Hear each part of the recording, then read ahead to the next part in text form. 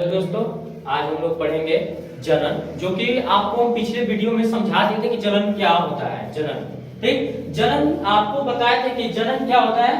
जनन जिसको हम लोग बोलते हैं रिप्रोडक्शन। क्या बोलते हैं? रिप्रोडक्शन। रिप्रोडक्शन में तुम लोग को हम समझाए थे, क्या समझाए थे? रिप्रोडक्शन कि किसी जीव द्वारा अपने ही जैसे नए जीव को जन्म देने की प्रक्रिया क्या कहलाता है? रिप्रोडक्शन कहलाता है, अर्थात जनन कहलाता है। जनन कितने प्रकार के थे ये भी बता दिए थे आपको। Sexual reproduction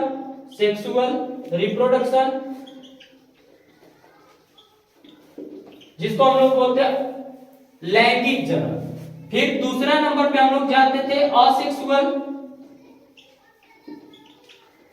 reproduction, and third number में हम लोग जानते थे वेजिटेटिव जिसको बोलते हैं कायिक प्रवर्धन। तीन चीजों के बारे में हम लोग जाने थे। सेक्सुअल रिप्रोडक्शन, ऐसा जनन जिसमें दो जनकों की आवश्यकता होती है, उसे हम क्या कहते हैं? जैसे इसमें मेल होना चाहिए एंड फीमेल होना चाहिए। क्या होना चाहिए?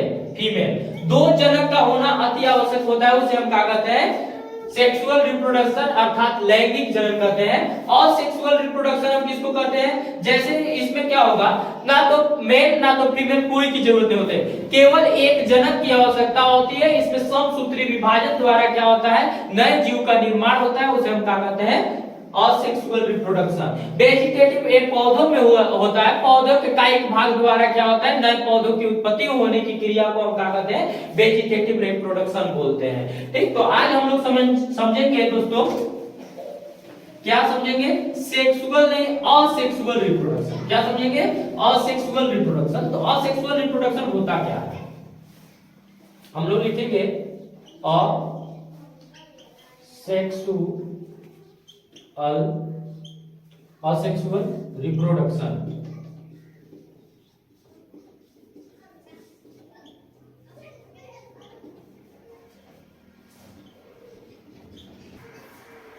हाँ, समझेंगे असेक्सुअल रिप्रोडक्शन जिसको हम लोग बोलते हैं अलैंगिक जनन। क्या बोलते हैं दोस्तों? अलैंगिक जनन बोलते हैं। इस प्रकार के जनन में केवल एक जनक की आवश्यकता होती है, उसे हम क्या कहते हैं? अलैंगिक जनन कहते हैं। अलैंगिक जनन द्वारा जीव की उत्पत्ति उसके कोई भागों द्वारा होता है, यानी उसके जो कायिक भाग होते हैं, उसके जो शरीर होते हैं, उसमें जो केंद्रक होते हैं, केंद्रक का विभाजन, शरीर के विभाजन इत्यादि द्वारा क्या होता है? अलैंगिक जनन होता है। अलैंगिक जनन वह प्रक्रम जिसमें केवल एक जनक की आवश्यकता होती है, उसे क्या कहते हैं? अलैंगिक जनन कहते हैं। अलैंगिक जनन के प्रकार हम लोग जानेंगे।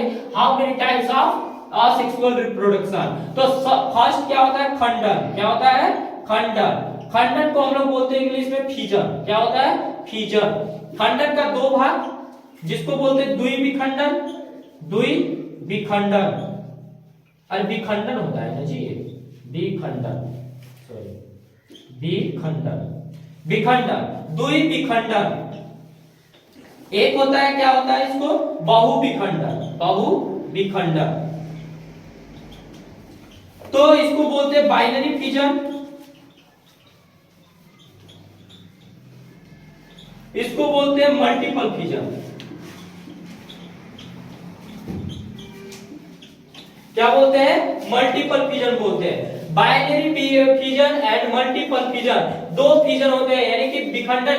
इस प्रकार के अलैंगिक जनन में विखंडन समझिएगा, इस प्रकार के अलैंगिक जनन में जनक जीव का शरीर दो खंडों में या दो से अधिक खंडों में टूटकर नए जीवों का निर्माण करता है, उसे हम क्या कहते हैं? विखंडन विधि कहते हैं। विखंडन विधि में होता क्या है? जैसे पैरामीशियम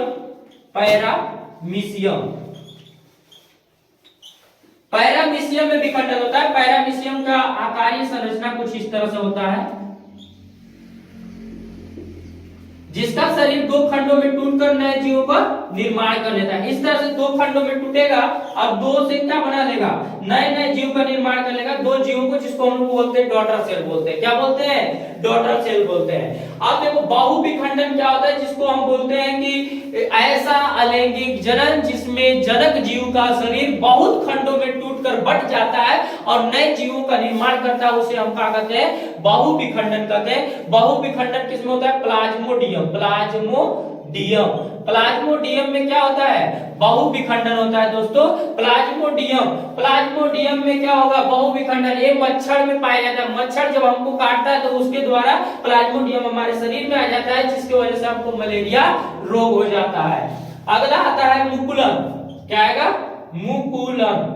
मुकुलन को हम बोलते हैं बडिंग। क्या बोलेंगे, बडिंग। मुकुलन क्या, ये हाइड्रा में होता है। मुकुलन वह ऐसी अलैंगिक जनन होती है जिसमें जनक जीव के शरीर पर एक उभार निकलता है। क्या निकलता है, उभार। जैसे ये हाइड्रा हम बना देते हैं, समझाते हैं हाइड्रा बनाकर।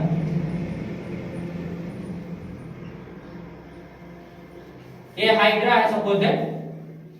हाइड्रा के शरीर पर एक छोटा सा उभार निकलेगा, जिसको हम लोग क्या बोलेंगे, बड बोलेंगे। क्या बोलेंगे, बड बोलेंगे। बड बोलेंगे, जिसको मुकुल बोलते हैं।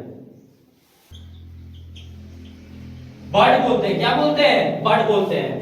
हाइड्रा के शरीर पर एक छोटा सा उभार निकलता है, जिसको हम बड बोलते हैं, हिंदी में मुकुल बोलते हैं। क्या बोलते हैं, मुकुल। जब किसी जनक जीव के शरीर पर एक छोटा सा उभार निकलता है, जिसे हम क्या कहते हैं, मुकुल कहते हैं। और यह मुकुल धीरे धीरे विकास करके एक नए हाइड्रा की तरह, अर्थात एक जनक जीव के समान हो जाता है। बाद में क्या हो जाएगा, जनक जीव से कट कर अलग हो जाएगा, और इससे ये कटने के बाद क्या कर देगा, नए जीव का निर्माण कर देगा। इसी को हम क्या कहते हैं, मुकुल कहते हैं। जब ऐसी अलैंगिक जनन जिसमें जनक जीव के शरीर पर उभार निकलता है, जिसे हम मुकुल कहते हैं, और यह मुकुल विकास करके धीरे धीरे अपनी जनक के समान हो जाता है, उसके शरीर से कटकर अलग हो जाता है, जिसे हम क्या कहते हैं, मुकुलन कहते हैं। क्या कहते हैं, मुकुलन कहते हैं। एक आता है पुनरुद्भवन।